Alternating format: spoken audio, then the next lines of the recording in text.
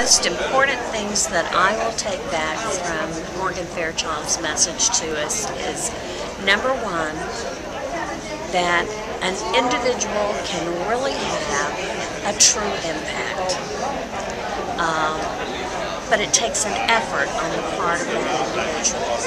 And that impact can occur through a student.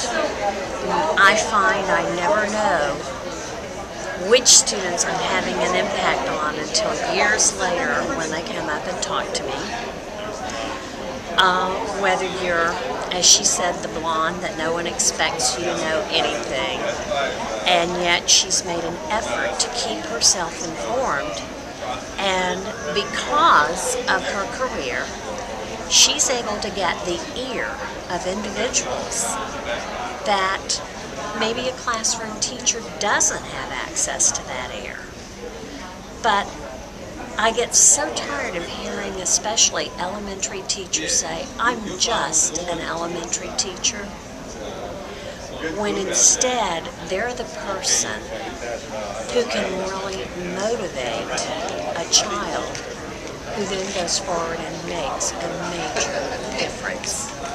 All of the people that are changing our society had classroom teachers who made a difference in their life.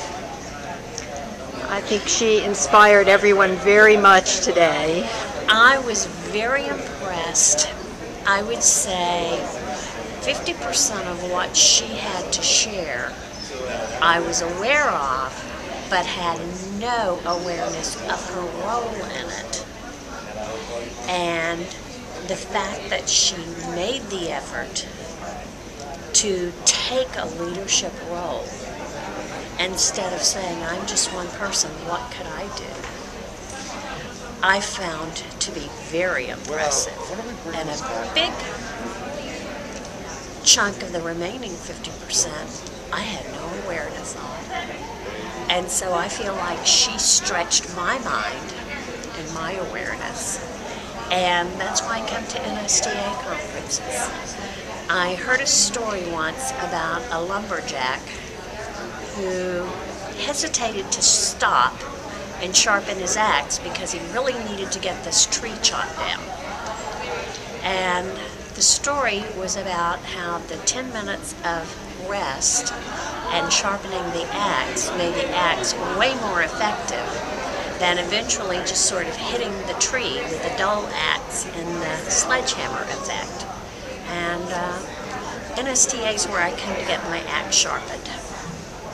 Yes, NSTA really, it's opened my mind. I never even majored in science, but it's helped me so much. Well, and back when I was an 8th grade science teacher, I had a kid who explained to me he didn't need any science. And I said, "Of course you do. Science is everywhere." And about 4 times a day, he would stop by the room and name a topic. And I would explain to him its relationship to science. And he was just amazed that he couldn't find any topic that didn't have a science connection. I just think it's wonderful what all the teachers are doing, and I'm glad that Morgan Fairchild reached out, and she's well aware of the job of teachers. Well, I'm very impressed that she considered this conference important enough to rearrange her schedule and to come and share her message with people where it can have a major impact as it helps us rethink who we are and the power we have. Well, I want to thank you for taking the time to speak with us, and let's just mention your name. This is Dr. Betty Crocker. And it's really fun being Dr. Betty Crocker, but try saying that 3 times in a row with a straight face.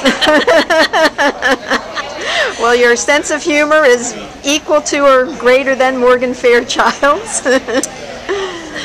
Well, science is very important to me. I'm one of those 40-plus teachers.